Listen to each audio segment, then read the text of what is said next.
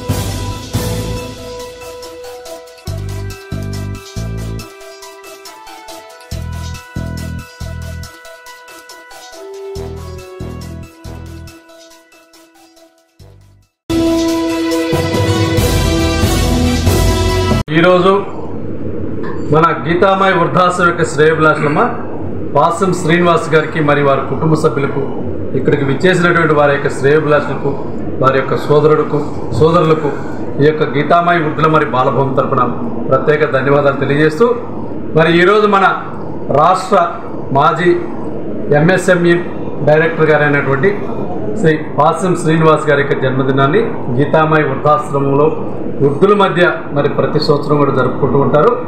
మరి ఈ యొక్క సందర్భంగా ఈ యొక్క రోజు కూడా మీ అందరి మధ్య అతని యొక్క జన్మదినాన్ని జరుపుకుంటున్నారు. మరి మీరందరూ కూడా పాశం శ్రీనివాస్ గారికి మీ అందరి యొక్క ఆశీస్సులు, ఆ భగవంతుని ఆశీస్సులు ఉండాలని మీరందరూ కూడా మీ యొక్క చప్పట్ల ద్వారా శ్రీనివాస్ గారికి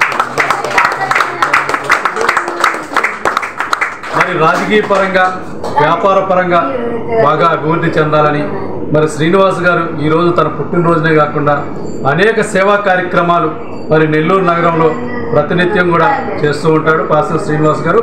మరి అదేవిధంగా మన మాజీ పార్లమెంటు సభ్యులు శ్రీ ఆదాల ప్రభాకర్ రెడ్డి గారి యొక్క ఆశీస్సులు, మన విజయ డైరీ చైర్మన్ శ్రీ కొండ్రెడ్డి రంగారెడ్డి గారి యొక్క ఆశీస్సులు, మరి అదేవిధంగా మన జిల్లా అధ్యక్షులు కాకాని గారు, మరి జిల్లా ఇన్ఛార్జ్ అయినటువంటి పెద్దిరెడ్డి మిథున్ రెడ్డి గారి ఆశీస్సులు మరి ఎల్లవేళ పాశం శ్రీనివాస్ గారికి ఉండాలని ఈ సందర్భంగా భగవంతుని ప్రార్థిస్తూ మరొకసారి పాశం శ్రీనివాస్ గారికి ఈ యొక్క గీతామయ్య వృద్ధుల మరి బాలభవన్ తరపున జన్మదిన శుభాకాంక్షలు తెలియజేస్తూ ఉన్నాం.